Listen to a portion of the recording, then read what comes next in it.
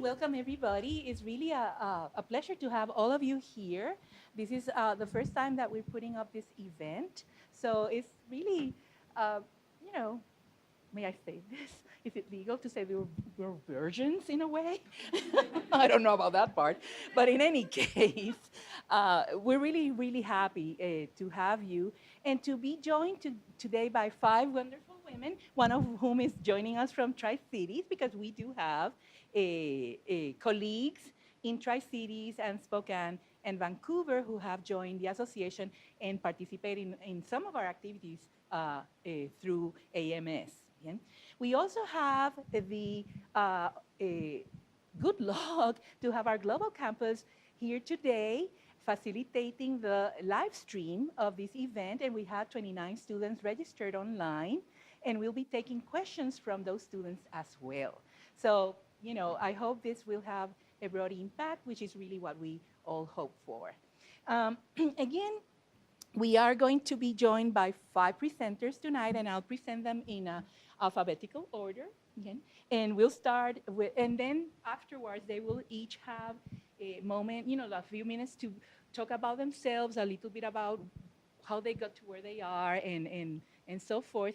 And then we'll have time for a hopefully lively dialogue and a lot of questions from the audience. We hope that you students feel inspired by these women who have joined us today, but also, I don't know, challenged to ask them questions. They are out there every day living, not la vida loca necessarily, but, some kind of life that is challenging, and they can speak to that. We live in a cocoon here in the university in some ways, and they are bringing the outside in. So let me start with Joanna Bailey, who is the director of the Neal Public Library. And I made our two officers very happy. And I met Joanna, and I was very impressed with what she had to offer in this committee that we were both in. And so I thought, oh, she has to be here. Okay. Then we have Cara Best, who is the president and CEO of Grisman Medical Center. Again, Cara represents a very dynamic field that is growing, which are the health professions in general. So we'll be, hearing more from her about that. Then we have Colleen Kerr, who perhaps some of you already know. She's part of WSU. She's the Vice President of External Affairs and Government Relations and our Chief Legislative Officer. So she travels back and forth from Seattle, Olympia. I mean, she's on the road like every week. So we got lucky to have her here today, and I'm very grateful for that as well. Then we have Anna King, who's joining us from Tri-Cities. And Anna is a news reporter at Northwest News Network. She's been awarded in the past with several Women of the Year kind of things. And also, she's very interested in environmental issues. And I thought that would appeal to some of our students as well, because this generation tends to be, I think, very interested in our world and so forth. And then last but never least, because she's a very good friend, is Rebecca Vandervoort, who is the Assistant Vice President for Academic Outreach and Innovation, AOI, and she's the Director of Learning Innovations for Washington State University. But she also has a previous career. And so we have a lot of opportunities to learn about them and to learn about pathways that you may follow as you pursue your life outside of WSU. And I hope you all enjoy it. So we'll start then with Joanna. Well, thank you, and thank you, Anna Maria, for having me here today. Thank you all for coming out and joining this group. It's my privilege to be here. As Anna Maria said, I'm the director at Neal Public Library. I did not start out wanting to be a librarian, to be a library director. Actually, when my mother asked me as a child, what is it that you want to do? I said, I want to be a waitress. She said, okay, I'll ask you again later.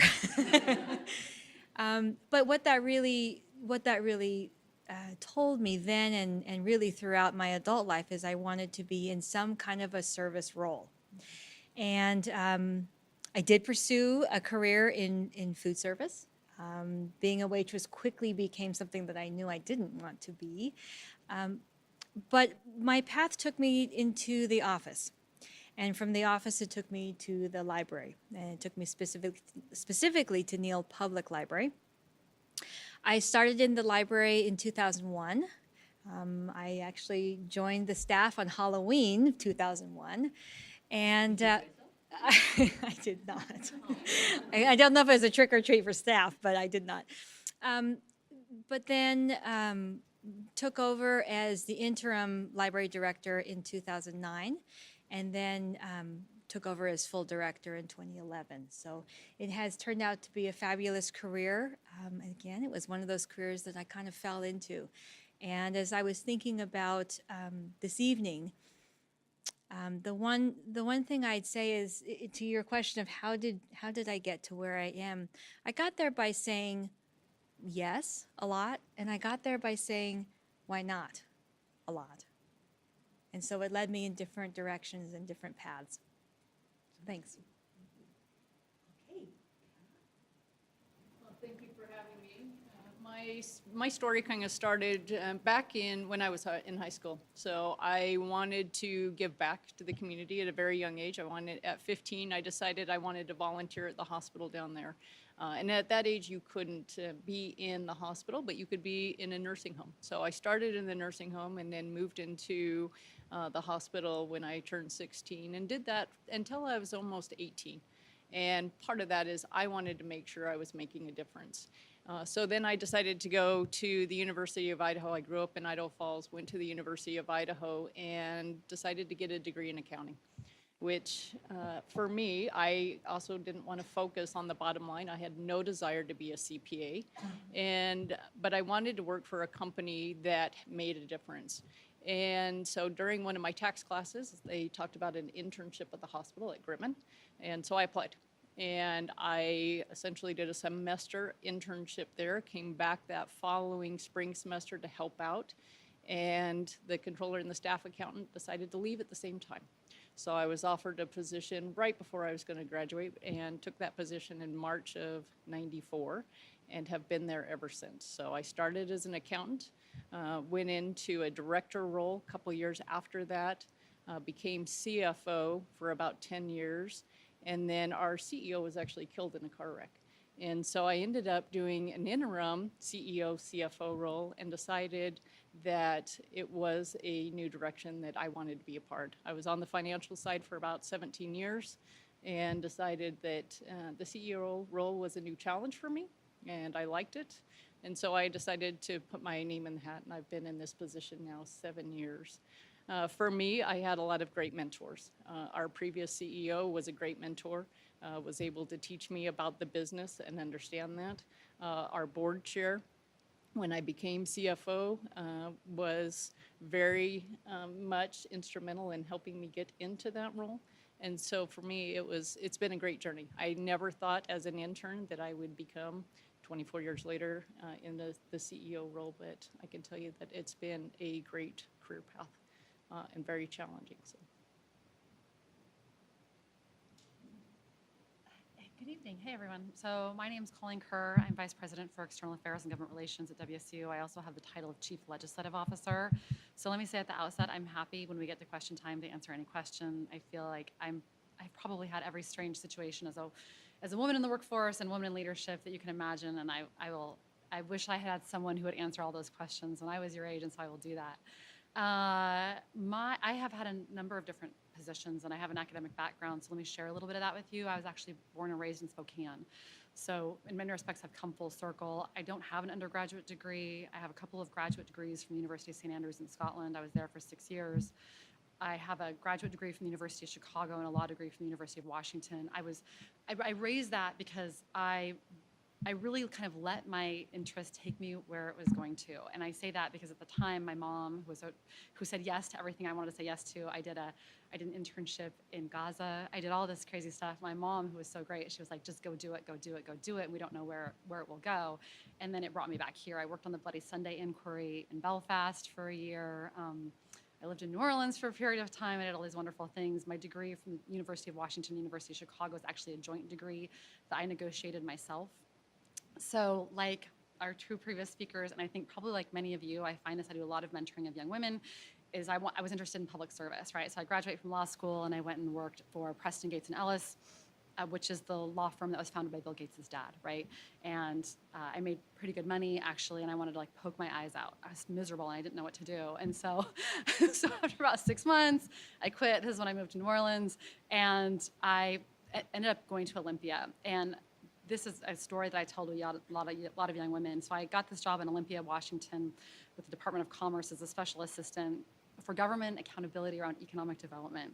And I made no money. I had no money. I had to borrow money from my parents every month just to get the gas to go back and forth. And it was the best decision that I actually made, because that was kind of one of these turning points in setting my career. And I ended up going back into law on the public side. Ended up being the first tribal counsel for the State House of Representatives. I was also counsel for ag and natural resources. I say that because I actually do a lot of ag policy now, statewide and federal. Then I became, the title is, it was a legislative director, but it's essentially chief of staff for the political office or the personal office of the Democratic Senate Majority Leader at the time, who was Lisa Brown. She later became our chancellor for the Spokane campus, and I was deputy chief of staff for the Senate Democratic Caucus. I had never thought about working in higher education. I actually hadn't thought about working in politics, let's be honest. And Elson Floyd had recruited me for about a year to come work for WSU, and we had this interesting conversation about what it would look like to come to WSU. And I had come far enough along in my career, and enough people had kind of told me no, that I started to think, wait a second, what? Everyone's telling me no, why not? This doesn't make any sense, right? And I would see men around me, and they would be offered positions or opportunities, and every time a man is offered a position, they're like, yeah, I can do that, yeah, I can do that, and the women would say, I need to learn more, or I need to get this credential, and it's a very different mindset, and I started to notice that. And so I talked to Elson for a long time, and God bless him, because he kept coming back to me, even though I was saying no and saying I wasn't ready to do this. And I got the job at WSU. So I came to WSU in 2010. And I remember I had said, kind of as I was talking to my friends, I wanted to do two things. I wanted to build something. So I took a job that didn't exist, which was a really hard thing to do. And I think that's an important lesson, because I had to pave my own way. And I said I wanted to make more money. And I want to say that to you as a group of women, because when I hear women talk, they don't talk about making money. And I think if we really want to affect change and have women in leadership, we have to look at what that looks like. And it's having decision-making and power looks like being able to make decisions that influence, which all of us are doing, and money also influences. And so don't be afraid of that. In 2014, I became vice president, which was a big deal. I was the only female vice president at WSU at the time. Kirk has been amazing. We've hired 3 other female vice presidents, but I sat around a table for a long time at WSU that had basically zero diversity, and it was a really challenging thing to go through. In the midst of that, I ran the medical school campaign. I ran the campaign to have the Everett campus. We did a Center of Excellence for Aviation Biofuels, and in 2015, we ran the most successful state program in the nation for higher education funding. So I was able to do some really cool things. I will still say, though, until Kirk came, I really didn't feel like I was part of WSU, because it wasn't an environment that supported women in leadership. And then since Kirk's come on board, we've really diversified what our leadership team looks like, and I feel like it's a much more supportive place. And even the fact that we're doing things like this and having the opportunity to talk with all of you is a very different place, and so I'm delighted to participate.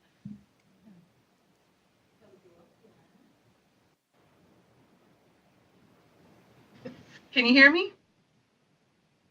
Okay. Wow, this is a distinguished group of women to follow. I'm so honored to be here in front of you. So I came to public radio, which is where I work now, after going through a lot of fits and starts and different jobs. So for a while, I was a horse breaker. I broke small, young horses, and I grew up on a ranch. And so that's kind of what I did. I did any odd job I could get to get some money. Then I went to WSU, and I actually graduated from WSU with honors out of the Murrow College. And that was just a wonderful experience. And then I also studied abroad through WSU, through the Honors College in Italy, for about a year in 2 different trips, 2 interim trips. And that taught me a lot about the world and about bigger places. I lived in Siena, Italy, which is outside of Florence. And my whole family's Italian, and none of them speak English, so that was really important to me to start to learn Italian and to speak that well so I could communicate with my family. We still Skype now. And then I started working for newspapers after I got out of WSU. I started for the Nisqually Valley Herald, which is this tiny, tiny little newspaper. They had 3 reporters. I was one of them, and they let me do anything, and it was amazing. And I had this truck, and I would just bomb around in this Ford 150, and I would just find news anywhere I could find it. My biggest story there was we had a meth bust on Fort Lewis, and that was right at the beginning of when meth camps were starting to pop up around the state, and nobody knew about what people were doing. But I broke the story that there was all these meth camps on Fort Lewis, and that they were having to clean up these toxic chemicals and stuff. And so that launched me up to the Puyallup Herald, which had a total of 5 reporters. I was one. And I worked like heck there, and they let me cover anything, and I bombed around in that truck. And then the truck broke down. I got a little Honda, bombed around in that on dirt roads. And so I reported the heck out of the Puyallup Valley and Sumner, and I just loved it there. But the agriculture kept shrinking and shrinking, and that's one of the specialties of what I cover. And so then I started looking around, and the News Tribune was like, hey, you want to write for us for a little while? And I was like, yeah. So I went over to the Tacoma News Tribune, and I worked on that. But as I was doing that, I was starting to see the shuttering of my industry. I was starting to see like the press guys be let go, and other reporters not being filled. And I was like, wow, this is kind of weird. And then I started working for the Tri-City Herald as their top environmental and agricultural reporter. And then eventually more and more, people that were like 30 people in a newsroom shrunk. And I said, I have to get out of here. And so I think that's one of the lessons that I will share with you in my career, is that if something's not going well, just look around you. What else can you do? What other skill set do you have? And that's where I came up with radio. So this is my trusty recorder, and this is how I roll. And it has tape on the back. I don't know if you can see that in Pullman, that I've dropped it off of combines and horses and everything else. And this is my microphone. And so I just run after anything that makes sound to get really good stories. And I usually have a pen behind my ear and my notepad in my back pocket. And I just go after any kind of news for WSU and for the Northwest News Network. We have 2 million listeners across Washington and Oregon. People often don't understand the impact that public radio at WSU has, but we have a much broader footprint across the region and the nation than most people understand. This week, I'm doing 2 national stories, one for NPR and one for Marketplace. So those are stories of our region, of our scientists, of our farmers that are going out to the whole nation, and sometimes we're on the world, so we go out to the world. So anyways, the skills that you could bring is I have a real knack for crisis management now after many years of firefighting and hot things at Hanford that break often. And so knowing how to talk in front of a crowd on a dime is a really good skill to like pick up. So going to a local club like Toastmasters or learning to do public speaking, I would highly advocate that. Any career you take, you're going to have to speak in front of people. So greetings, and especially I'm really excited about the 29 online students we have. I'm currently Assistant Vice President for Academic Outreach and Innovation, which houses the Global Campus. So very excited. The Global Campus is my passion. Like Colleen, I'm here at WSU. I'm in what I would consider a very non-traditional academic type position, and I certainly did not work through academia to get here. In fact, so how many people have seen The Shape of Water? So I just love that line on the back of the calendar, life is the shipwreck of your plans. So if I never planned to be here. I actually planned not to be here, but here's where I am. So I left high school from the Tri-Cities and went to Central to get a degree in journalism. And that was at a time when right after Watergate, Woodward and Bernstein journalism was a pretty popular field. And I never intended to go to WSU. All of my friends and family went to WSU. I was never going to be here. So I now have 3 degrees from WSU and none from Central. I came to WSU and got a degree in nutrition. Really, between you and me, it's a Bachelor of Science in Home Ec, which I hate because I never wanted to do anything so traditionally female. So I got a degree in nutrition. I did the national exam to become a dietitian and took my first full-time job at 22 as assistant food service manager at the Cub. I had 100 employees, all of whom were significantly older than me. The rumor was I'd slept with the manager to get the job, of course, because nobody could be right out of college and take a leadership role. So I've learned along the way. I had a friend once who said it's more important to be respected than to be liked. I think that is true, although that is and continues to be really hard for me. I like to be liked. I like people to like me. So I worked Cub Food Service for about 5 years, got married. In fact, the director of the Cub at the time when I got married said, this job is really hard on marriages.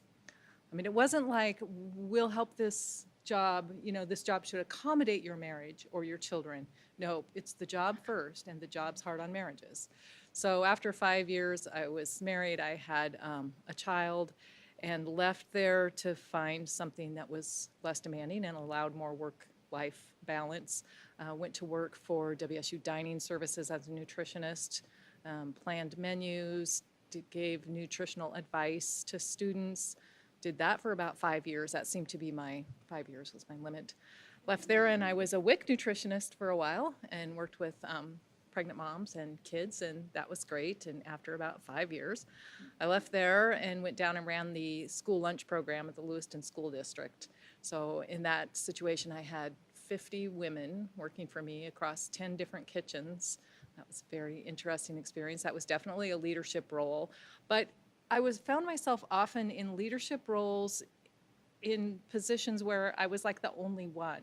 So for the women, infant, and children, for the WIC nutrition in the health department, everybody else was a nurse, and nurses were the people that climbed the ladder and actually could move into higher leadership positions. In the school district, I ran the school lunch program, but I was never going to be superintendent. I was never going to move up the ranks there. And apparently, without really even knowing it, that must have been a desire of mine, as was apparently the journalism. So in my 40s, I decided to come back and get my master's at WSU because I still lived here. So went to the Murrow College to get my master's in communication and PR, and really wanted to work in public relations and writing. While there, I found some fantastic mentors, and one of the things I saw, and she's not here, so I'll say, in Erica Austin, was one of the first women I saw who really, her family and her job were both her priorities, and she found out how to make that work. And I had always been in situations where I looked for jobs that would accommodate my family, maybe ended up doing things I didn't really enjoy or want to do, but they were part-time, and so they worked out. But she, and she is a woman so true to herself in every interaction, every person I see her with, whether it's, I've known her as a grad student, I've worked for her, I've worked with her as a peer and a colleague. She is who she is all the time. So I think a couple of other people have said, finding mentors, people that really speak to you.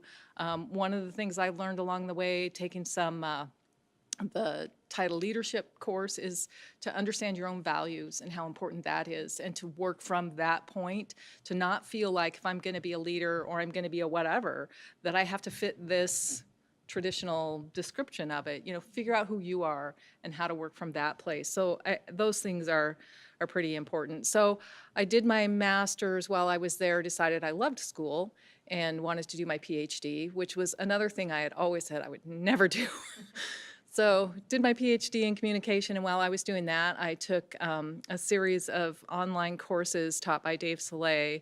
It was a graduate certificate in instructional design, and my goal really was to take my health background and the instructional design and the comm piece and work for a medical company, work for a hospital, create websites. Health communication was really my interest, and that was my focus during my master's and my PhD. I had an interesting experience taking Dave's courses, and I'm not going to say anything here I haven't said to him. He knows this. I found him I really struggled with him as an instructor. He was very ambiguous. I didn't understand what he expected of me. I was in his office in tears. What do you want? How do I complete this? There were 2 people in my class who really aspired to work for Dave, and they were just about trying to impress him. And I said, never going to work for the man. So sure enough, there was a job open as an instructional designer. I applied for the job and got it. Dave's now been my boss for 11 years. And as he's been promoted, he has promoted me. And it's really been a very good relationship in some ways. He is. He is a great guy. We are very, very different, which makes us both a good team. And we frustrate the living daylights out of each other. You can ask him. So, but it's been a good team. So, you know, I would say, and other people have said it, be open to where life takes you. It's not necessarily going to be where you plan to go. Be open to saying yes, new experiences. Don't ever say you're never going to do something, because you might have to eat your words. Totally right. Well, I think that's... There's even a James Bond movie, isn't there? Yeah. Actually, no, it was not James Bond. It was Sean Connery after he was James Bond. Oh. Never say well. never. Yeah, yep, that's what I Yeah. would say, yeah. Well, So- thank you. Let's get some questions in or comments. So, as being women in like the workforce and stuff, how did you guys all deal with people telling you that you can't do something, or no, you shouldn't do that, or that might be too hard for you, stuff like that?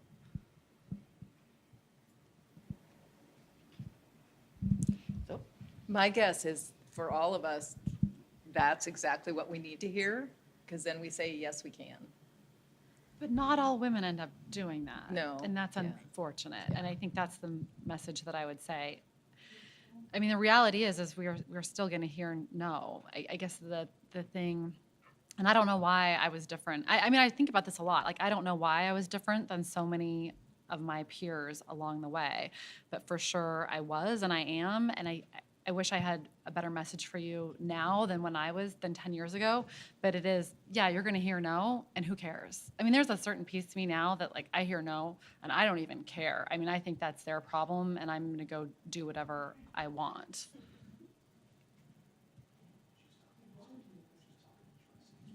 Oh, okay. So we're good? Okay.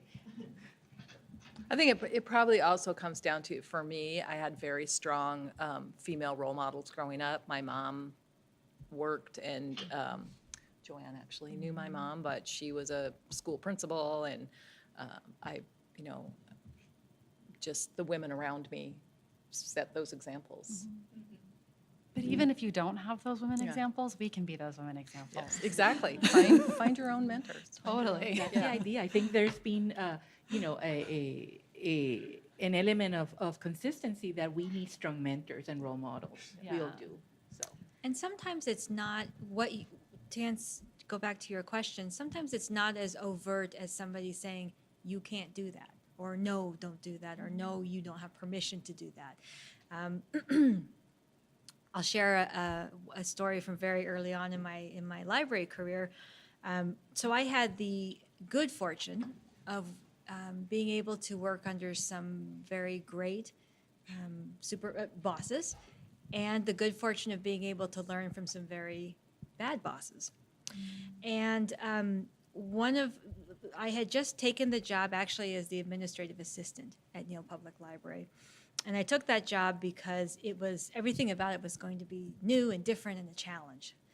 And so my second day on the job, I was sitting in the office, and my boss came in and he said, so do you have any experience with Excel? I said, well, a little bit, but I'm really open to learning it. And he said, good, because he opened the spreadsheet and he said, this is Excel.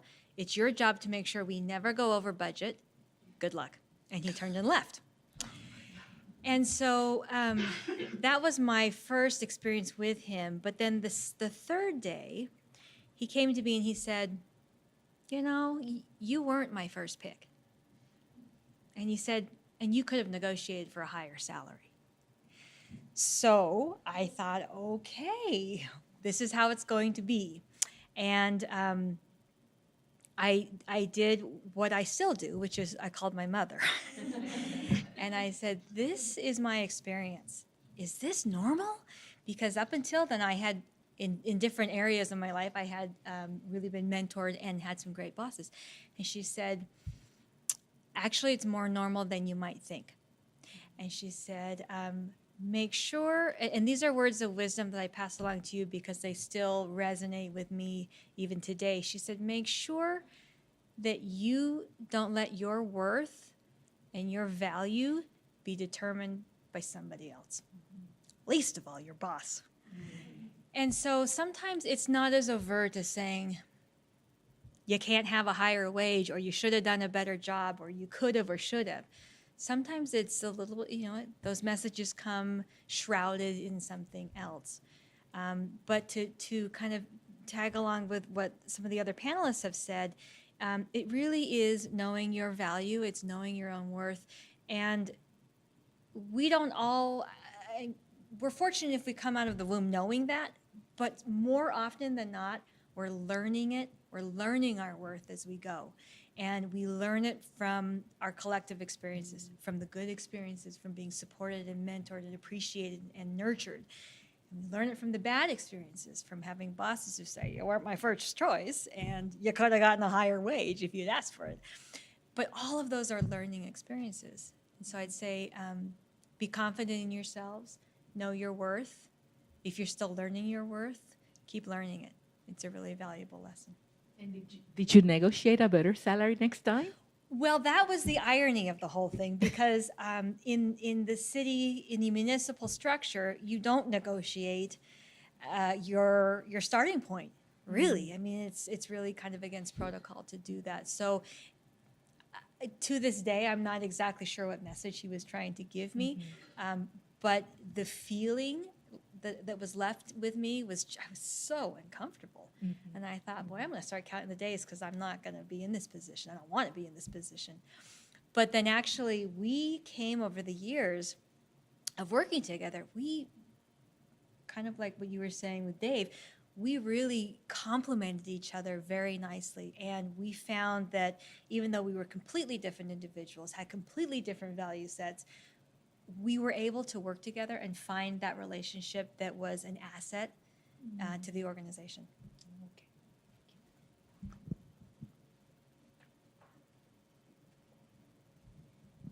So kind of in the vein of what you're just saying, knowing your own self-worth, how have you guys dealt with situations where you were given an offer of, pay that was obviously not what you were worth?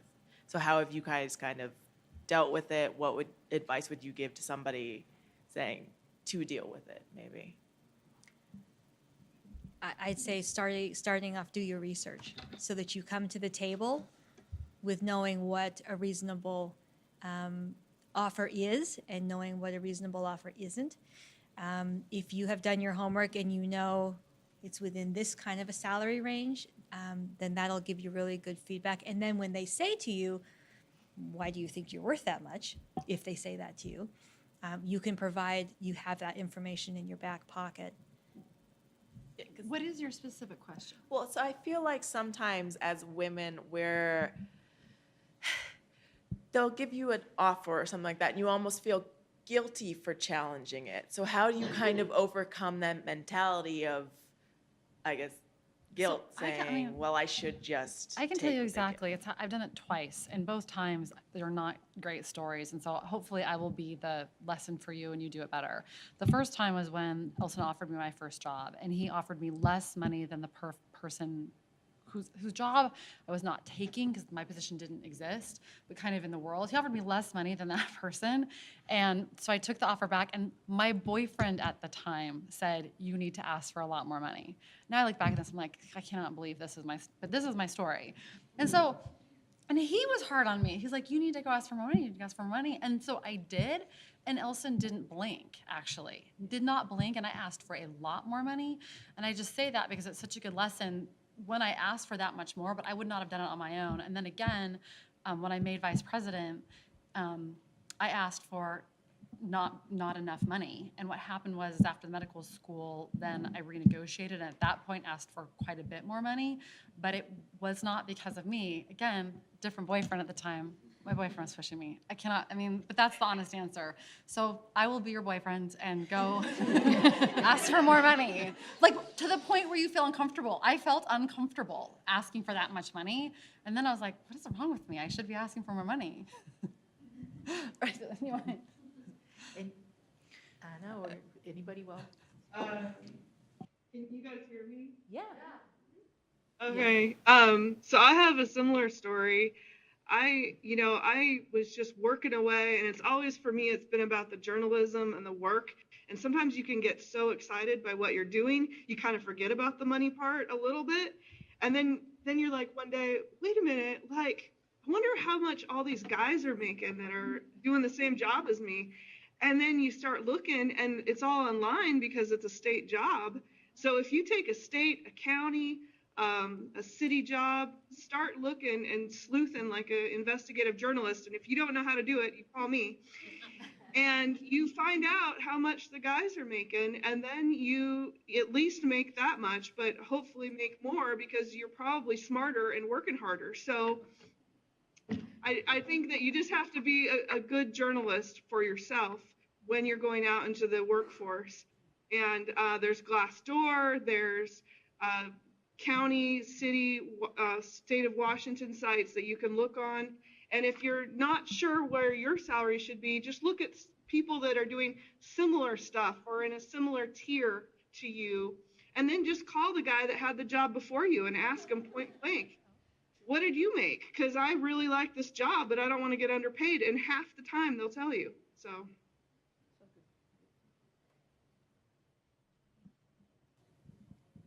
I kind of have a two-part question. So my first part is like, how did you deal with your friends when you started to really get down in your careers, or and they weren't moving at the same pace as you? Mm-hmm. Did you have to cut them off or verbally explain your situation to them? And then the second part is how do you check your significant other when they're not playing their role of being supportive or understanding your perspective on why you take what you're doing so seriously, or why you're so passionate about it? Or how did you even walk away if necessary? I can answer all these questions.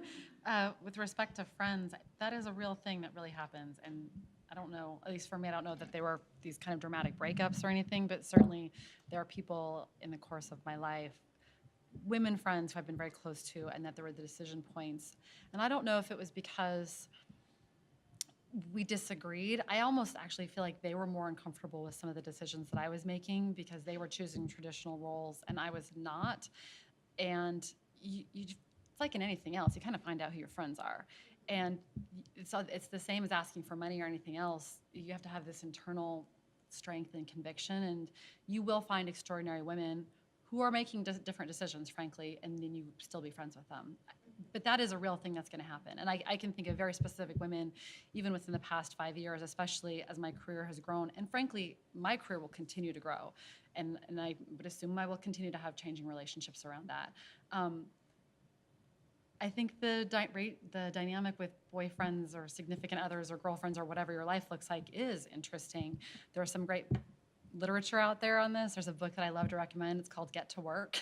It's like a feminist manifesto or something. It's a little booklet, but this woman says that actually the most important decision you make if you want to be a woman in the workforce and you want to be in a leadership role is who's your partner, because that decision actually is the kind of the biggest thing that sets what your life looks like. And there's really interesting data out there that still women in the household, and that's if you're in a opposite sex relationship, women in the household are still taking on a majority of the household, and you have to actually be with somebody who is willing to negotiate that. And so my partner, I mean, he picks up all the dry cleaning, he does all the dogs, like all of it. I mean, that is really what our life looks like, but you have to have somebody who you can negotiate that with. You kind of have to be upfront, and then if they're not, and I've mentored some young women, and I see that their partners are not, and I'm pretty direct, and so I'll be direct about that, but it breaks my heart when I see young women who are in that place.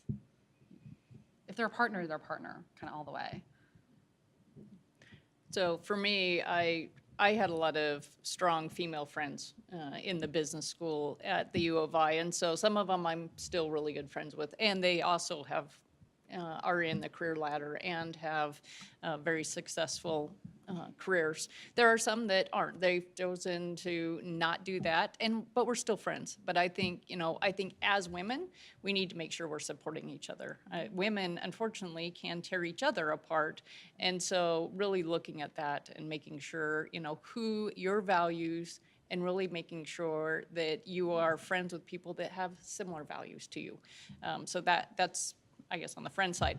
As far as on the spouse, significant other, I could tell you my husband and I, we've been married for 20 plus years, and it's been somewhat of a challenge because he was not in a leadership role. He's in law enforcement, and so he is now in a leadership role, and it's very interesting to watch because he'll come home and want to talk about his day and now managing staff, and he's been doing it for about 3 years now.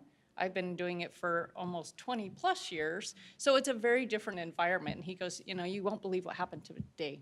Yes, I will. But it's learning and understanding that. And so really, as far as the support piece, we have very, very much, we know what our roles are. We try to make sure we're supporting each other and making sure that, it's not, well, these are your duties, these are my duties, and really making sure you're supporting each other. Don't really have anything different to add to that. I could say a couple words. I think like one of the most important decisions of your life is finding that smart partner, and you want to find the nerdiest, most awesome guy that loves women that you can. And if he doesn't love women, and if he's not nerdy and he's not smart, run for the hills. And I didn't learn that until later in life, but I just kept trying on different shoes, and I'd be like, oh, this isn't right. This doesn't feel great. This is just kind of stupid.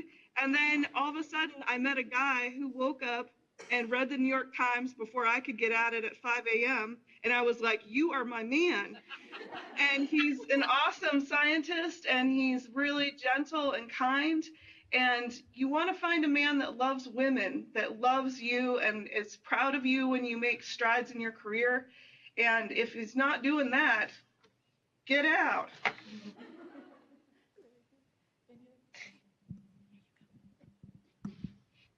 So what have been your guys' experience with like working with other women in the workplace? You talked briefly about how women can tear each other down, but not like mentors, not women above you, but sort of women at the same level. Do you think it's been harder to make friendships with those sorts of women because of competitiveness, or so? I think it all just depends. I've had some women in the workplace that it did not work well. I mean, it's just like any other aspect in your life. There are some people you click with and some people you don't. And, I think of the workplace as sort of the dysfunctional family you don't get to pick. I mean, you just have to learn how best to work with other people. And part of it is, again, understanding where people are coming from and their values and why they're maybe making the decisions they're making. I've had a couple of what I thought were friendships in the workplace that ended up being not Women who really resented when I got promoted and they didn't, and then you realize that they really weren't your friends because they didn't really care about what's best for you and what you want and your goals. But, it can be the same with men. I mean, people are people, and we don't shed our personalities in the workplace. I think you have to set the example too. It is easy, and you see this with all kinds of different populations that have less power. So there's competitiveness that happens, and we forget what the system looks like. And so I go out of my way to empower and work with all of the women that I work with. I mean, I really do. I'm very intentional about it. That's not always reciprocated, but I always live my values and don't let that bother. And then, like with anything else, people will self-select in and out of your life, for sure. And it can be very difficult when you think that there is a friendship there and then you learn that really there isn't. It can be difficult to continue having a working relationship. One of the things, I don't think that this characteristic is unique to women, but I like to be liked. You've said it as well. Women like to be liked. So I'll make that general statement. And it's hard when things don't work out and you still have to have that professional working relationship. And so I think that, that is a very common and that experience, that is the reality. So what I tend to focus on more is not how is it to build friendships, how do you ascertain whether it's a friendship, but really more on how can I make sure that both my relationships with women in the workforce are professional first and a friendship second, but then how can I support the other women in our, in the library to also learn those skills and to be able to make that distinction. Unlike a dysfunctional family, that you really can't, unless you leave the profession, this is the group that you work with. And so it can be very tricky. But then kind of to a point earlier, there are so many times that you will have challenging situations and friction points that are just innate and organic. And so finding self-selecting or finding your group that does support you, that does nurture you, that has the same value sets, or that complements your value sets is really important. You're going to be surrounded by people you don't like and that you don't get along with. So to the extent that you can self-select and choose to be with people where it feels good to you, and they're nurturing relationships. We have a question from the Global Campus. Grizel asks if y'all have any books that you would recommend that you found very helpful in your own lives or in leadership. So I have a couple that I look at. So Crucial Conversations, that's one of the things that we've been doing with all of our leaders. And so I would recommend looking at that. It's really a book talking about how do you have those difficult conversations and making everyone feel safe. So that's one. And there's another one by a gentleman by the name of Quint Studer. And it's really based on healthcare, but understanding kind of the workforce and how. And so I would look at some of those books that are out there, leadership books. So those are the two I would recommend. I have a few. So again, Get to Work. It's a great book. It's little, it's thin. It's definitely a feminist book, but it is kind of about moving into leadership and has wonderful, very practical advice. It has like 4 or 5 tenets. I recommend Lean Into Women all the time. I buy it for young women. It was fascinating to me. I had so many friends who hated it, and I'd be like, did you actually read it? And they would have just read criticisms of it, and I thought it was a really interesting exercise in women tearing another woman down who spoke out about something from a very, very learned place. I like a book actually called Fierce Conversations, which is written by a woman. And she's in Seattle, and it's a leadership book, but it's about being successful in leadership by actually having the very hard conversations. And then there's another book I like, which is written by this guy, Chet Holmes. It's called Ultimate Sales Machine, and it's a business book. And it is very male and masculine, but in reading it, it's fabulous business advice. I also own a restaurant, I should say, so I think a lot about business, and I run my program like a business in some respects. And it's a wonderful book. I highly recommend it. And I also don't think enough young women are reading books like that. It's tremendous insight into kind of what that world looks like. So I'm glad you mentioned Fierce Conversations. Great That was book. on my list too. And actually, I just reread Lean In.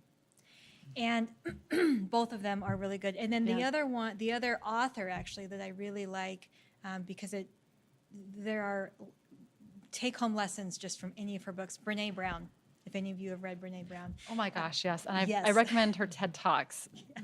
They're She's fabulous. fabulous. And she reminds, why I love her is because she reminds me that as a leader, you have to tap into this is going to sound weird, but you have to tap into the humanity of being a leader.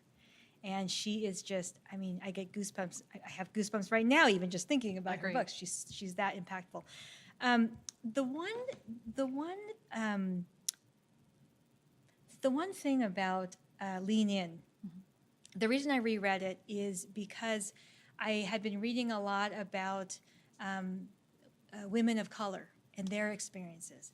And so I wanted to reread Lean In. Sorry, I don't know what's happening with my voice. I wanted to reread Lean In because what the author does so well is really empower women. It's, you know, going back to knowing your value, not being afraid to be assertive, not aggressive, but assertive. And she brings up lots of different examples and studies about the difference between the two. But what I found interesting is, and this was actually from a review of a reader, the reader said, what's missing in this book is the acknowledgement that for women of color, it's a difficult walk. It's a difficult journey to have, because if you lean in and if you are assertive and you're asking for a higher wage, it can come off as with the perception of, oh, well, you know, they're just doing the Asian thing, or they're just a mad black woman, or, you know, and so your skin color can color that experience for you. And so, and then in diving a little bit deeper into that book, readers were talking about, how do I embrace kind of the philosophies, you know, the lessons that are in that book, but still acknowledge my own reality as a woman of color. So I would love to get her in the room and actually have her talk about that. Yeah, I just also, the last question, so one of the things I think about with these panels, so we're 4 white women, and I just, like, I'm very sensitive to, for any of us that are women, we look for people who look like us or tell a story that's similar to ours, and we're still not in that place. We need more women of color in leadership positions. We need more of them on panels. Whether you're trans or same sex, I'm very sensitive to that. And so I think it's important to acknowledge that we're not necessarily representative of what the population looks like. Right. But to the extent that I can tell a story that's helpful, I want to do that.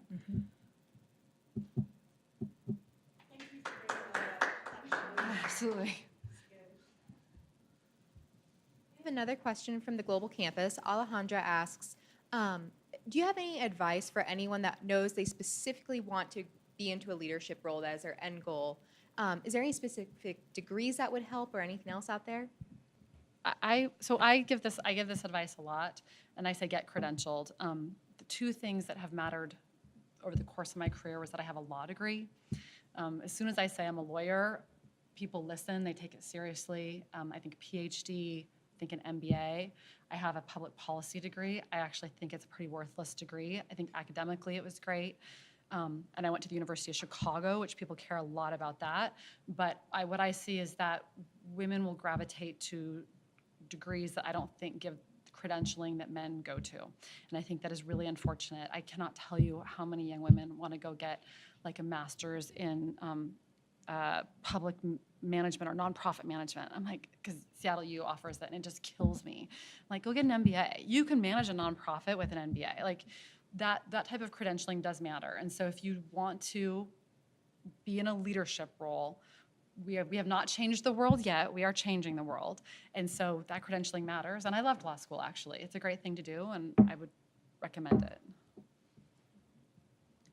I'd also say spend some time in whatever profession you're considering being a leader in. So shadow a leader for a day and see what their job is like. It may not be everything that you think, or it may be more than you. I mean, you might find that you love it, but shadowing is important.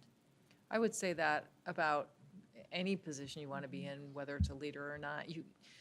And I've been thinking a lot about the questions about relationships. You can't tell from the outside what's happening with a person or in a job or in a position, or, I mean, you need to get, and what you learn in your classes day to day at the university can bear very little resemblance to what you actually do day to day in the workplace. I mean, one of the things my mom talked about as a school principal is I should have had a class on how to fix eyeglasses and shoelaces and those kinds of things. I mean, it's what you're going to do day to day. Talk to people who are doing the work that you think you might be interested in doing. Again, do your research. I think you just have to have some time on it. I think that's a really good point. Like, I was trying to teach a young reporter that came on with us how to do everything right. And then I thought, oh, right, you just have to make all the mistakes in the world. And then eventually when you've made those mistakes 5 times, you kind of get to the point where you know what you're doing on an interview in the field or in the backcountry. And so sometimes you just need time on it. And you need to try a whole bunch of different things and try a whole bunch of fits to see what resonates with you and what you really care about. And I don't think I knew that until I was maybe 5-10 years into my career, where I really start hitting my stride.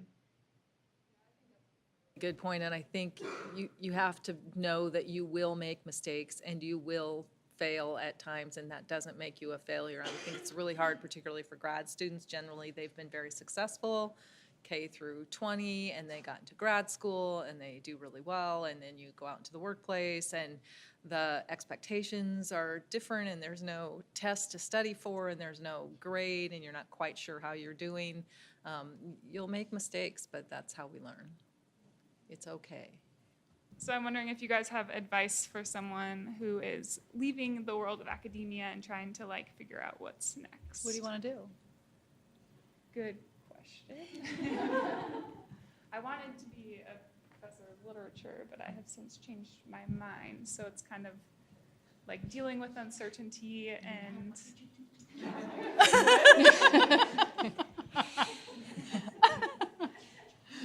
so yeah. Is that a clear enough question?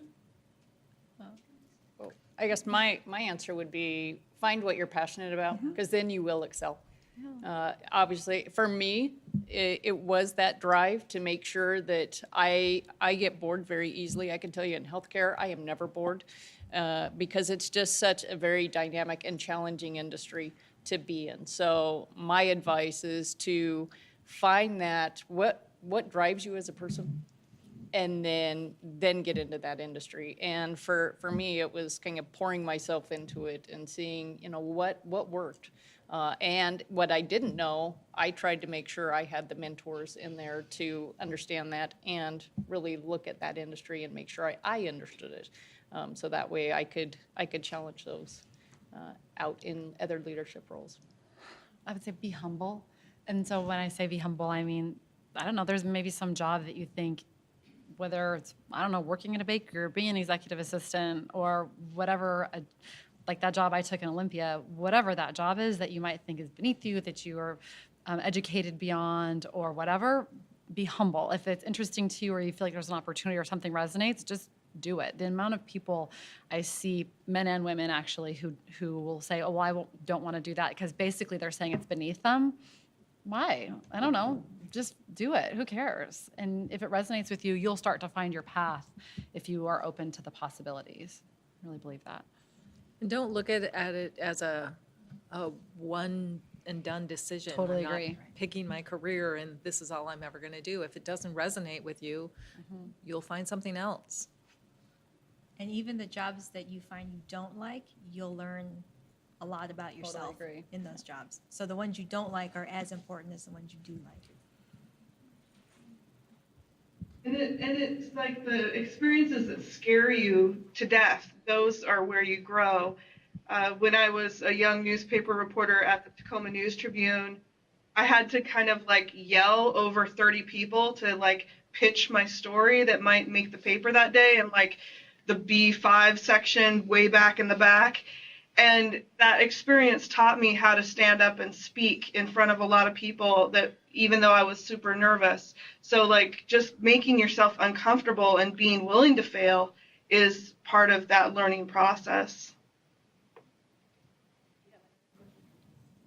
So Ms. King, earlier you mentioned how there was a point in your career where you kind of saw the reporter room shrinking, and that's kind of a very clear external cue for perhaps maybe it's time to move on, try something a little new for you or for any other panelists. Have you ever had a point in your career where this was something you wanted to do so much, you're so passionate about, you really thought this was it, but it kind of like wasn't working out, and not in the fact that it was hard or difficult or anything, but how do you kind of recognize cues that maybe perhaps it's time to take a step back, change paths, not give up, but maybe this is a good time to quit or put it on the back burner for now? And then how do you reconcile that kind of giving up your dream that you're thinking of? So when I was at WSU, I went to WSU specifically to be in the veterinary science program. And I was, wrestling an emu at the Puyallup Fair and being drug around the corral with this emu that we had to give a vaccine. And I was thinking in my head, I was like, I don't know if I'm like up for this. And then the llama spit on me, and then the pig pooped on me. And I was like, I don't know if I'm up for that dissection of the baby calf tonight. So it was really good for me just to go boots into veterinary science and kind of get experience about what does a vet do. Because I had done ride-alongs with vets in my county, and I had, tended my horse, and I'd tended our cattle that were hurt on the ranch, and I thought I knew what I was going to do with large animal medicine. And then I really found out, no, I like to take notes and record horses. I don't really like to tend to their wounds and stitch up their legs.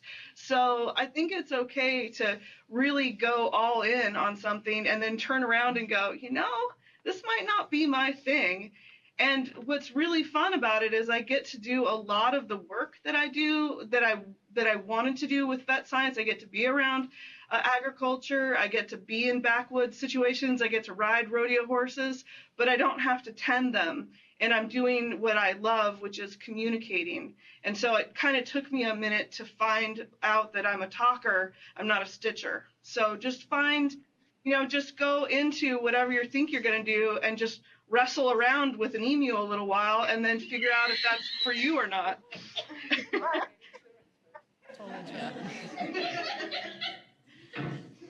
And again, you're allowed more than one dream. Yes. Mm-hmm. And if you feel like I've accomplished that, I'm no longer setting new goals, I'm no longer seeing new things I want to accomplish, then maybe it's time to find a new dream. If you feel like you're just not really in the right place, then that might be a different answer. But this is the Brené Brown. She talks about this a lot. I highly recommend her TED Talk. She has the big TED Talk, but then there's like TEDx Kansas City and TEDx Houston. And I watch them all because they're all a little bit different. But one of the things she talks about in her books is if you can let go of this attachment that I am calling him a lawyer or I am calling whatever, but if you can let yourself have multiple definitions, then you will, all these paths will be open to you. And most people don't think like that. Most people get attached to this idea that they're an accountant or they're a librarian, and that's who we are, and that's actually not who we are. So. Well said. And then to go back to what we were saying earlier, where you learn from the jobs that don't work for you, same thing there. Every job that you have, you will learn something about yourself. Mm-hmm. So whether you are geek out and take a notepad and write these things down, and keep a running list, or you just chalk them away, you will learn. The more you learn about yourself, the more you'll learn to recognize your own cues and clues as to when it's time to move on. I've done a lot of different jobs. I've pumped gas. I have managed and run restaurants. I have, in fact, I loved food so much for a long, long period of my life. I thought, I'm going to be a caterer. So I decided I couldn't let go of my library job because it gave me the health insurance, and I needed to have a steady income. So I just decided, I can just do this on the side. So I started a catering company, and really quickly learned, and quickly as in 3.5 years, learned that, yeah, there's limits to what I can do. And no, timing plays a lot. It's a big factor in whether the job is the right fit. And so maybe I could have gone on and become this fabulous caterer. I had a pretty strong client list, but it wasn't the right time. My kids were young. I realized, one of the things I realized from this one was that I wanted to be home. I wanted to see my kids grow up. It was important to me to be their mom in the way that I conceptualized that. And I was giving that up by choosing to work full-time and then be a caterer full-time as well. And so every job that I've had, I've learned something. And one of the reasons to take what Kara was saying, one of the reasons I love my library job is because I hate being bored. And so it gives me, there's always something to do. And I always go in thinking, I'm going to do X, Y, and Z. And it never is the case. And I love that. And so you learn as much about what you don't like as you do about what you do like. Our next question is from Shay, and she asks, what advice would you give yourself, your college-age self, knowing what you do now about your life?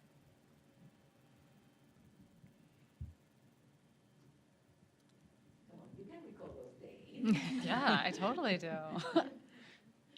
I mean, I was not, so I don't know what you all are like, and I feel like I was not like an amazing student. I was an amazing student in those things that I was interested in. I didn't feel that, I felt that I was being directed probably because of socioeconomic background and how I looked to basically get an MRS degree. I just didn't feel that I had that support network. So what I would say is don't despair, because I just was like, oh my gosh, I was miserable. And I felt like I couldn't get the support to go where I wanted to go. And if you want to get your MRS degree, you should do that too, but just don't abandon the other ones.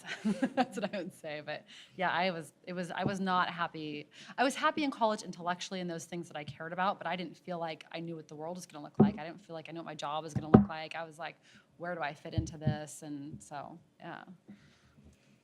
Yeah, I don't know. I mean, I ended up getting a degree in what I found interesting to study. I didn't really give a lot of thought to what kind of work you would do.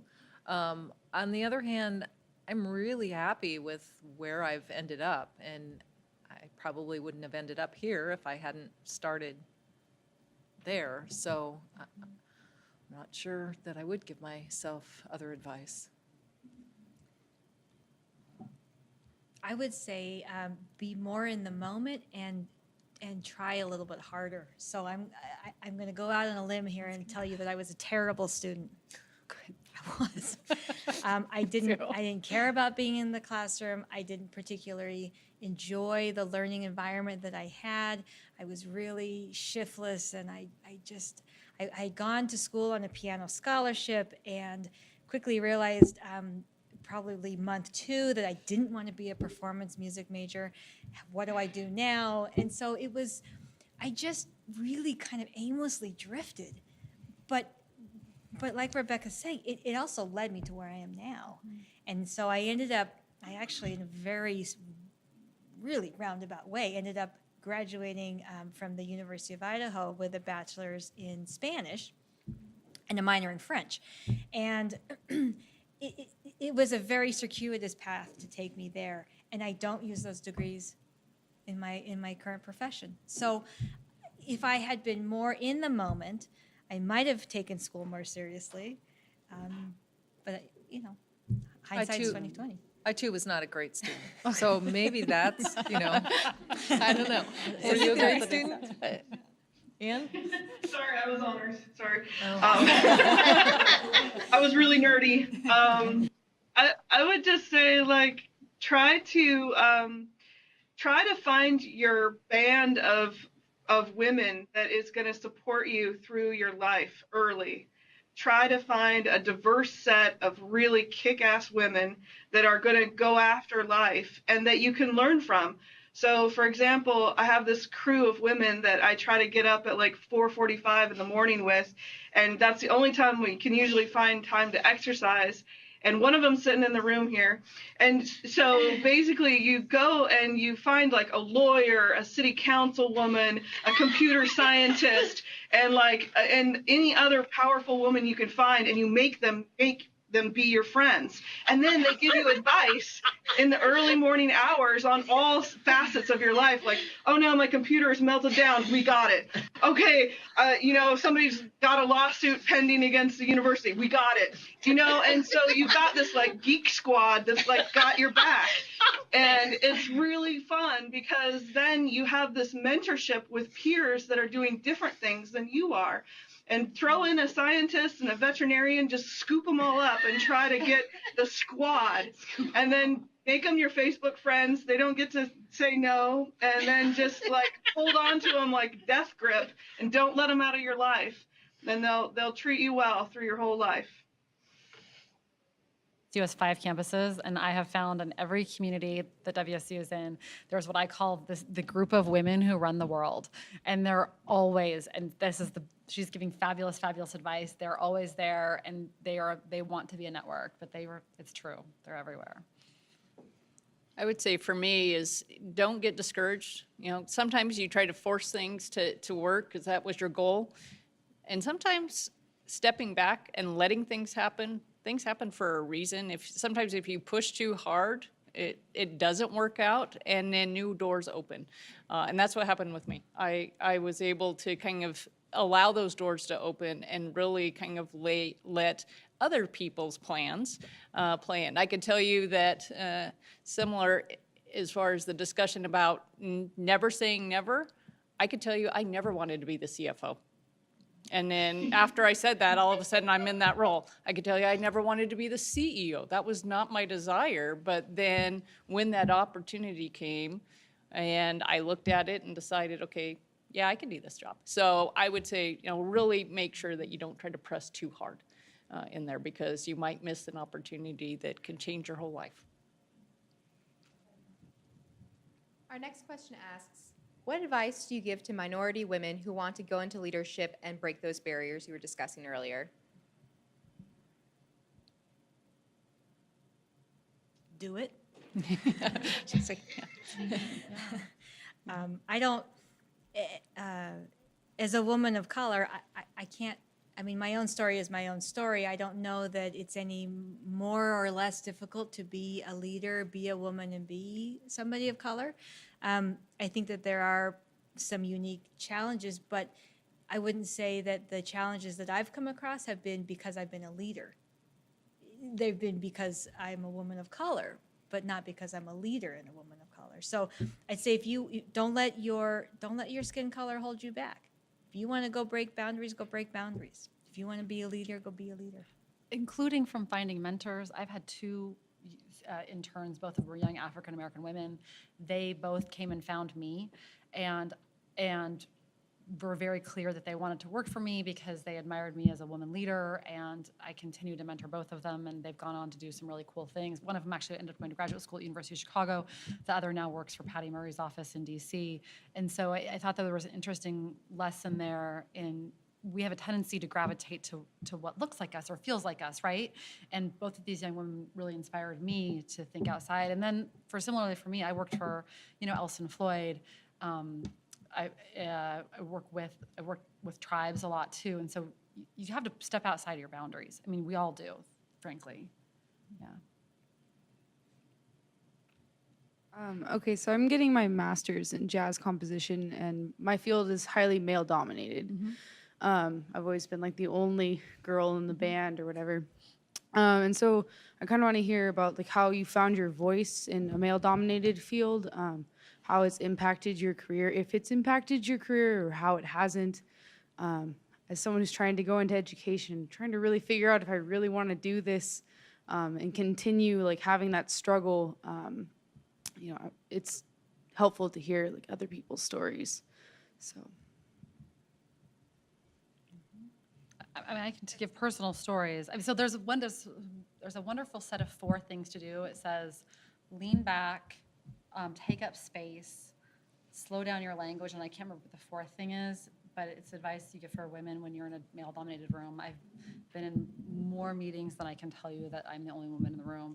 And so there's a lot of psychology in terms of how we hold our bodies, which is very different, that commands attention. I actually do it. I think it works. You will be in meetings and you will say things and people will say it's a stupid idea, and then a few minutes later some man will say it and they'll be like, that's a great idea. And you have to speak up at that moment and say, that is a great idea and I just said that. You have to do it. And when you're in a room with maybe like 6 other guys or 3 other guys and only 1 other woman, if she says that and it happens to her, then you need to amplify what she's saying. I do think that we have that responsibility. I wish that it were different. It's not different yet. But if you are in a field that is male dominated, then there are some things that I think you have to be very strategic about, and you have to feel comfortable standing up for yourself. It will become more comfortable over time. I noticed too that women, and I say this as myself, sometimes we want to take things personally, depersonalize and have a less emotional reaction. We're women, we're different. We do have emotional reactions. To the extent you can learn to manage that, and there are ways to do that. Learn it now and kind of start to mentally prep yourself. The story that I love, which is just by analogy, is Muhammad Ali, where he says, everybody has a plan until you get punched in the face. But the whole point of that story is not you're going to get punched in the face. The point of the story is that you are going to get punched in the face, so make that part of your plan. And that means that prepare yourself mentally that is going to happen, and then how do you get back up, right? After you've been punched in the face, how do you get back up from something that feels really defeating? So. Yeah, I mean, for me, the depersonalized things has been late in coming, and it has really helped me in my current position. And something I learned from my current boss, who is male. I mean, sometimes I don't think we need to approach leadership in the same way that a man might, but I think we can learn from men and how they navigate various situations. And I've learned a lot from my current boss, whom Colleen loves. He's great to work with, but I mean, no, he is great. Yeah, but I've learned a lot from him. So again, mentors, and not assuming that all men are going to be your enemy. Agree. They will, if you do good work, they will respect that. I think that's a really good point about your body language and how to hold your body and how to present yourself. And also, I'd say, don't discount the clothing. Like if you're wearing a power outfit and some high heels in a business meeting in downtown Seattle, you look like you're going for it. And if you're out in the backwoods on a fire, you better be wearing the right kind of the boots and the right kind of pants, fire pants, and look like you can handle the job out there. I think being prepared for whatever you're walking into is really helpful, because even in your own self, if you don't have to use all that preparation and the homework that you did before you go to a meeting, that's fine. But if you are prepared, you're prepared and you carry yourself differently. And so just doing your homework before you show up to a meeting, who's going to be at that meeting? What are those bios? What is their LinkedIn page look like?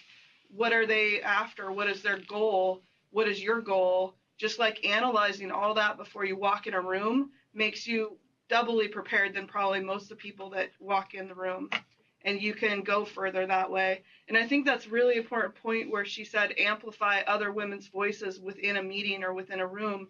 And simple ways you can do that is say, wow, that's a really good point that Jennifer just brought up. Did you guys hear what she said? And let people know that you're listening to the other woman in the room, so they should also be listening to that woman. And if you have to have a conversation in the ladies' bathroom so she does that back for you, do that. Ladies' bathroom is like secret sauce. There's like where stuff gets done sometimes, and you just say, hey, you know, when I'm talking in this meeting, nobody's listening to me, could you kind of help amplify me a little bit? And then she's like, oh, I didn't even realize. Of course, I'll totally do that. And so just having the camaraderie with your fellow females, even if they're few. Don't feel like you have to be a man either. I will say that because I definitely noticed myself in my career, and I also felt like it was a little generational. There was women who were older than me who were so male dominated. In such male dominated environments, I would watch them change how they dressed or their demeanor or how they spoke in meetings, and I felt it was so unfortunate. And so I have really made a very conscious effort myself to not lose that, to just still be me. And I am very feminine. But sometimes that has been a conscious decision because you want to conform, right? That is what we all have a tendency to do, is to conform. And I think that we want to also be very mindful and pushing against that. Just be yourself and be a leader. You can be a leader as yourself. And I was one of the conformists. And so when I became interim director, I was trying to figure out. I was trying to figure out my place in a very male-dominated environment. Most municipalities have the female representation is around 15% of the workforce, so it's low. At the City of Pullman's executive team, there's 2 other women besides myself, so it's low. But early on, I thought, okay, everybody's wearing suits. I'm going to start wearing a suit. So I went out and I bought suits. And it was really, suits are not comfortable. But that was me conforming. And so for close to 2 years, every time I had a department head meeting, I was in a suit. Every time I had to go to city council, it didn't matter if I was presenting, I was in a suit. And so slowly over time, I realized, where am I? Where am I in this suit? And if the suit isn't me, then I'm more than the suit. And so it was this conscious decision to break from that and to really let who I am come forward. The other thing I wanted to say is, look around the room that you're in. Look at your fellow colleagues, participants, members, and be good at reading people, because there may be a man, sticking with your question, there may be a man in that room who is a friend, could be a friend, could be an ally for you. Totally. We had, and I've said this to him to his face, and so I'll say it in this meeting, we have a fabulous city supervisor, new city supervisor. Adam Lincoln. Was my intern. Yes, he was. I'm that old. Well, he's fabulous. He is fabulous. And one of the things that is so fabulous about him, and this is a brand new experience that I love, he is all about female empowerment. He's worked for a bunch of women. I mean, he's awesome. He's awesome. Fantastic. He's awesome. Yes. And so day might have been day half when I got some talk time with him, I said, let me share with you some experiences that I've had, because I don't ever want to have them again. And he has been so fabulous in saying, absolutely, let's work on getting that fixed. And he has become a friend and an ally in very male-dominated scenarios. So find that person. I'll bet you that they're there. You just don't know it yet. When you guys were, so when you guys met your mentors, how much time did you spend with them, and how did you work through your relationship in keeping in contact, or them trying to get you where they saw you, or how they wanted you to see yourself how they saw you? Have you read Lean In? So she's a chapter on mentoring, which I think is really well written, because what she talks about is that mentoring in its truest form is not formal. Mentoring relationships can happen and should happen through the course of your life, and there should be a fluidity to them. And so if you can kind of, I believe, free your framework, free your mind of the framework of what a mentor should look like, then the relationship will evolve organically to a certain extent. I think that as you seek out people to mentor, it's kind of like dating. I say that everything's like dating, but you might approach 10 people, and out of the 10 people you approach, maybe one or two of them you feel like you establish a relationship, and maybe one of those mentors, you guys will talk and really be in touch, and another will be more sporadic. But you can have multiple mentors at any time, and they will change exactly like dating over the course of your life, but you'll have the right people at the right time. And I still look and find mentors in my life all the time. And my mentors, and I've been very purposeful in that, partly because I've had male, African-American boss, female bosses, et cetera. And so now I really look for mentors who are different from me, and what can I learn and what does that look like? So my mentors have been more informal. They've met me through, so one was our board chair when I was the director of fiscal services. And she was really wanting to see on the business side. She had some concerns, so she came and spoke to me, and her and I were able to bond a relationship. Then I was attending the meetings, the finance committee meetings, and presenting to our board at the time. And I can tell you that I was in my 20s doing that. So for me, the mentors, it has been informal, but really trying to understand where they're coming from and what you can glean from them. And then really making sure that you're prepared as you're going in and meeting with individuals and having discussions, that you're able to really be open to what they're saying. And even on the criticism side, which that is always a challenge, is, you think you did a really good job presenting something and they might come down and criticize you, but taking that and learning from that side. Hi. So I'm currently a psych major at WSU Tri-Cities, and I get my bachelor's in the spring. And I'm interested in working with juvenile delinquents. And a lot of the time I get like people will tell me, they're like, well, you might not be taken as serious because you're young and you're also female. So I just wanted to know how you would, what you would suggest, how to cope with those comments, or yeah, that's my question. At the State Department of Commerce, I was told I was too pretty and too friendly to ever get very far. That was my actual job review. It blew my mind, and I was devastated. And I went to my mom, and she was like, she was so disappointed because she couldn't believe the world hadn't changed.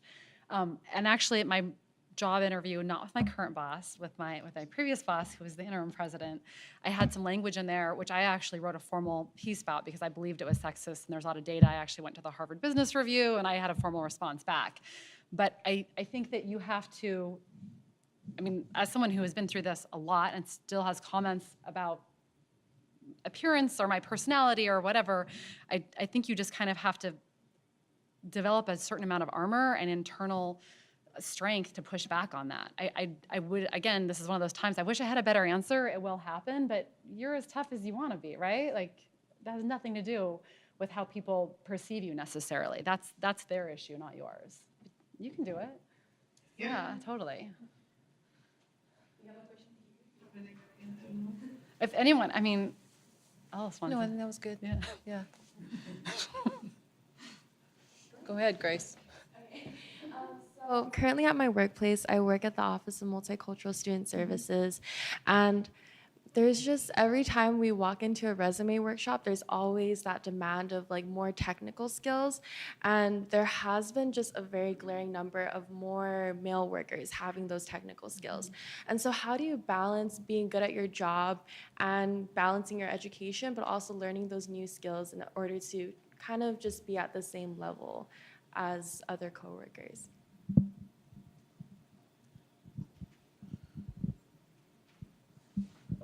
I'm not sure I understand the Yeah, question. I'm not sure I understand the question. Technical skills as in, so I'm on the marketing team, and I already know Photoshop and Canva and just basic basic technological skills in certain applications. But I do know in many careers there's that need for just keeping up with that increased technology that comes into the workplace.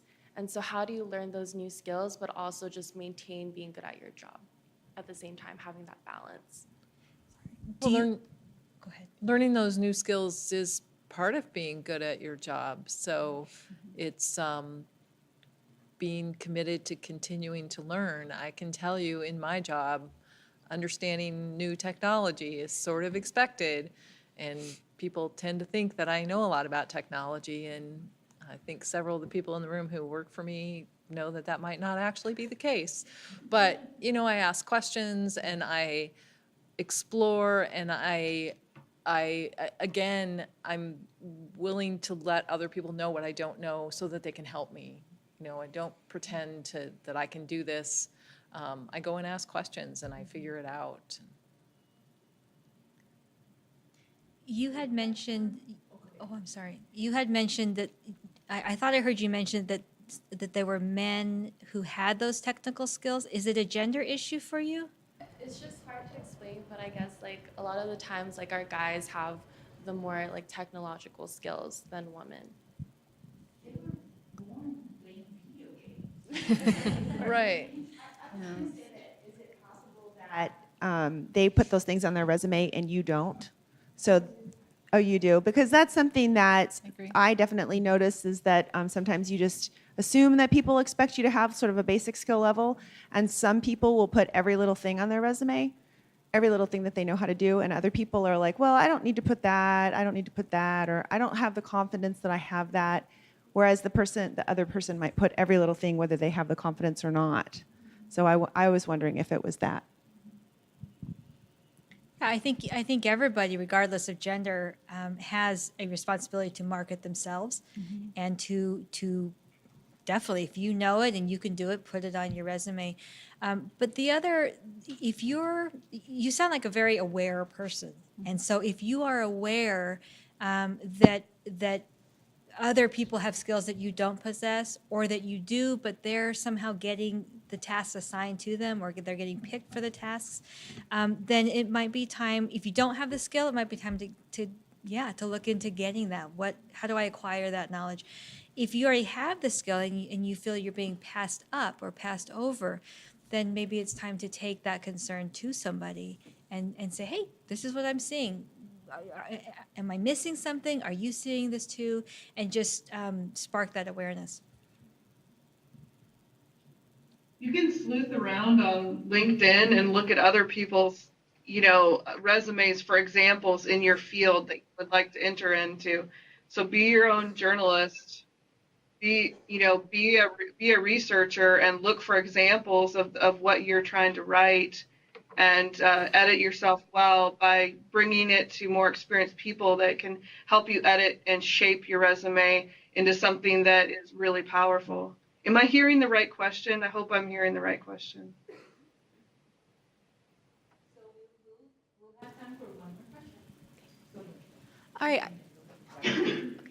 Our final question is from Heather from the Global Campus, and she asks, do you find that you ever have to fake confidence when you don't feel it, like the expression fake it till you make it, and how do you deal with that? Yes, there's a TED Talk. Amy Cuddy, watch the TED Talk. It's so good. I'm serious. I'll email it to all of you. But yes, lots of times. Yes. Totally fake it till you make it. Yes. Short answer. And you find that as you're faking it, your confidence grows. Yes. So it's like and I think this is either in the Lean In book or one of Brene Brown's books, but if you are feeling really sad, smile. Yes. And the longer you hold that smile, the more all of a sudden you're not going to feel so sad. So yeah, your mood raises to the action that you're doing. There's that. So the Amy Cuddy video, she's the one who does the power poses. So it's fantastic. But there's another one, and I just watched it, and I can't remember, but it's I am excited. And I actually have the email in my inbox still, and it says all caps in the subject line just as a reminder to myself. And I put notes on my phone, like I'll have these reminders. But the one is you're supposed to say when you feel nervous or you don't feel like you belong, if you tell yourself that you're excited, that feeling is excitement, you actually change how you do it. And so I've done some pretty big presenting recently. I mean, I'm still doing this. I will tell myself, I'm excited. I'm excited. And I do smile, and you start to believe it. Here's the best example of faking it till you make it. Going to sleep. You lie there with your eyes closed, and you will go to sleep, and then you are actually asleep. So it's exactly the same. You will become excited. You will become confident. You will become these things. Right?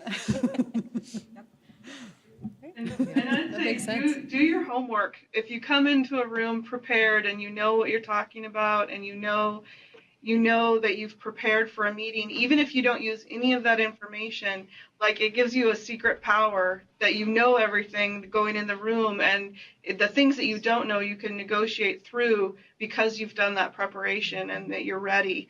When I go live on national radio, I often talk through what I'm going to say before I get on the radio and try to kind of phrase it and see how it sounds to myself. And then when I'm on the national radio live, it's not quite as hard. So talk to yourself in your bathroom mirror and say, yeah, I'm excited and this is what I have to say.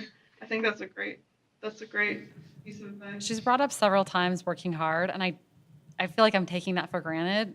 I work harder than anybody else. I mean, I really do. I mean, I will work harder than any of my peers, partly because I've learned that you kind of have to.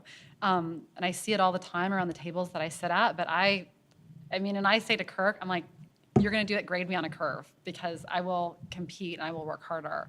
And if you are doing something that you love, then it won't feel like work, which is why I think we're all saying find something that you love, but you do have to do all the work. And I do think as a woman walking into a room that's male dominated, you are going to have done more work and you are going to have to compete. But if you're doing something that you love, it's really rewarding, and it's super rewarding as you move ahead, and you will. Even through periods of stasis, you will. I think we all agree that we've learned a lot tonight, and I hope you can join me in thanking all our presenters.